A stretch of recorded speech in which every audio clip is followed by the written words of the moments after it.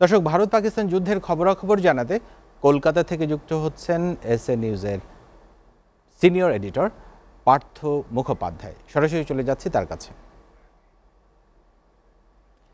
Mister Partha, Pakistan তো বলছে যে সিন্ধু নদের পানি বন্ধ করে রেখেছে ভারত।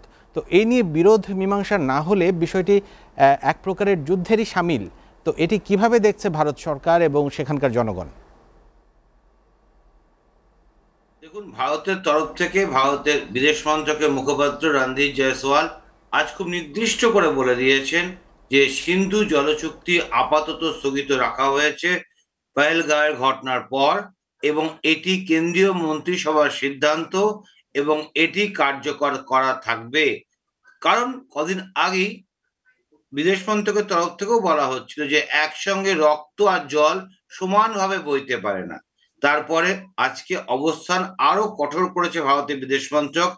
আগামীকাল কথা আছে যে দুদেশের মধ্যে director general of military operation পর্যায়ের বৈঠক হতে পারে, এবং সেই বৈঠকেও এই প্রসঙ্গটা উঠবে বলে আশা করা হচ্ছে।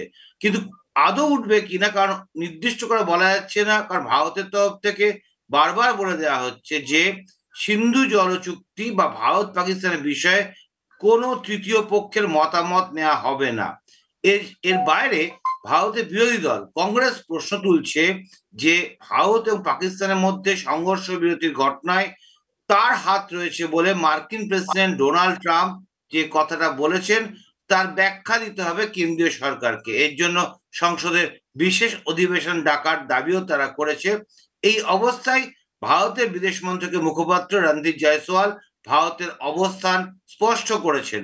তারা বলছেন যে দুটো প্রতিবেশী দেশ যখন সংঘর্ষের মধ্যে রয়েছে সেই সময় মার্কিন প্রেসিডেন্ট এবং মার্কিন বিদেশ সচিব সহ বেশ কিছু নেতা দুদেশের নেতাদের সঙ্গে কথা বলেছেন, এ কথা ঠিকই, কিন্তু তার মধ্যে বাণিজ্য সংক্রান্ত কোনো কথা হয়নি।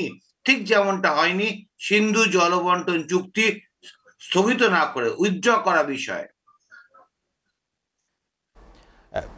জি, জনাব মুখোপাধ্যায়, বাংলাদেশে আওয়ামী লীগের কার্যক্রম নিষিদ্ধ নিয়ে ভারত উদ্বেগ প্রকাশ করেছে। তো বাংলাদেশের অভ্যন্তরীণ বিষয় নিয়ে ভারতের এই যে উদ্বেগ, সেটার কারণটা কি? এটা খুবই ঘটনাবহুল একটা বিষয়। আজকে আজকে বিদেশ মন্ত্রকের মুখপাত্র যে ব্রিফিংটা করছিলেন তা মূলত ছিল ভারত পাকিস্তানের সম্প্রতি যে সংঘর্ষ এবং সংঘর্ষের বিরতির ঘটনা তার উপর ভিত্তি করেই। তার মধ্যেই হঠাৎ তাকে প্রশ্ন করা হয় বাংলাদেশে আওয়ামী লীগকে নিষিদ্ধ করার বিষয়ে এবং প্রজ্ঞাপন জারি করা নিয়ে। তখনই বিদেশ মন্ত্রকের মুখপাত্র রণধীর জয়সওয়াল বলেছেন যে কোনো উপযুক্ত পদ্ধতি অনুসরণ না করে আওয়ামী লীগের ওপর যে নিষেধাজ্ঞা আরোপ করা হয়েছে তা একটি উদ্বেগজনক।